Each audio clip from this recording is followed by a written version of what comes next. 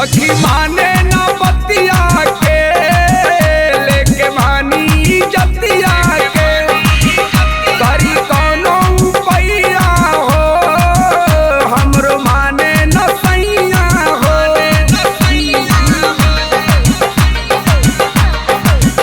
सखी माने न बतिया के लेके मानी जतिया के करी कौनो पैया हो हमरो माने न सैया हो।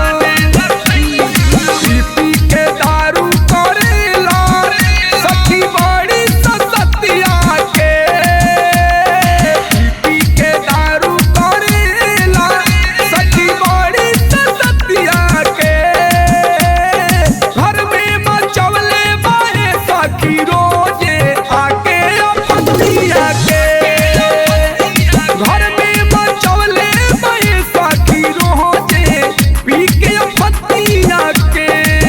डीजे विकास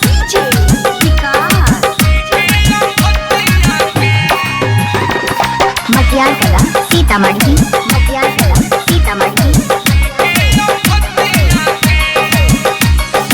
नैहर के सगरो समान बेचाता माने न हमरो कहनवा ए सखी माने न हमरो कहनवा। एक निशानी बचल बाटे घर में बेच के कहेला पलंगवा ए सखी बेच के कहेला पलंगवा बेच के कहेला पलंगवा। हाँ नैहर के सगरो समान बेचाता मान न हमरो कहनवा ए सखी मान न हमरो कहनवा। एक निशानी बचल बाटे घर में बेच के कहेला पलंगवा ए सखी बेच के कहेला पलंगवा। कितना ले सहिया घर में ये सखी हम दूर गतिया के कितना ले सहिया घर में ये सखी हम दूर गतिया के घर में बचवले बाए सखी रोजे पी के अपतिया के घर में बचवले बाए सखी रोजे पी के अपतिया के।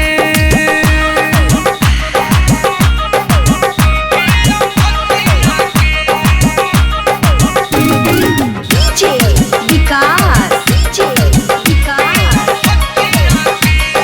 बाबा रविंदर से खूब धरवनी तब न छोड़े अदतिया ए सखी तब न छोड़े अदतिया। टोला परोसा सभे समझावे माने न केहू के बतिया ए सखी माने न केहू के बतिया माने न केहू के बतिया। हाँ बाबा रविंदर से खूब झरवनी तब न छोड़े अदतिया ए सखी तब न छोड़े अदतिया। टोला परोसा सभे समझावे रोजे तूरे लटटिया ए सखी रोज